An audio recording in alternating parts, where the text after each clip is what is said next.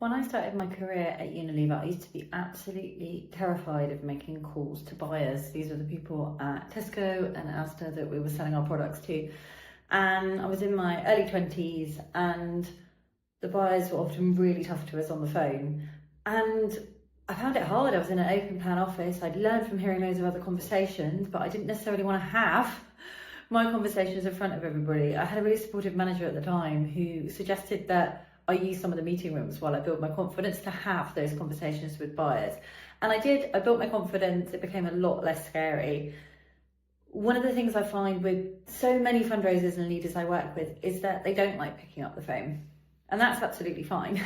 It's not something that everybody enjoys, and there are all kinds of blocks why we think we shouldn't pick up that phone to a donor or to a potential major donor, including, well, I don't like getting phone calls unannounced, so I don't want to do that to somebody else.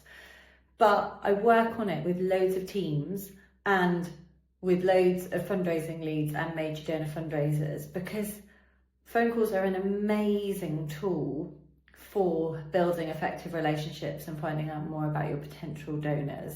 A few things that can help. First is thinking about your environment. So I mentioned there at Unilever, I actually needed that private space to build my confidence to have calls. I have worked with teams that have done their calls together when they've been in the office, if they're hybrid working, on the day that they're in.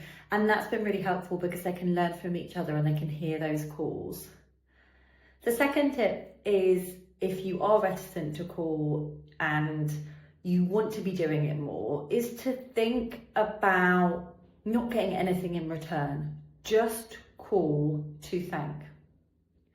Why is this effective? Well, it puts you in a generous mindset rather than thinking, I have to get something from this donor and I have to either get an acceptance to an event or I have to try and get more money or an upgrade. You're just thinking about how you can make that donor's day.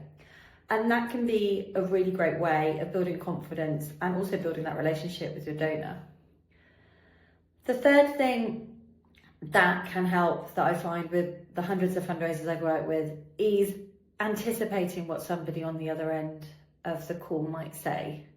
Unfortunately, we're in a sector where often when donors are being called, they're being called to ask for more. They're being called to give more.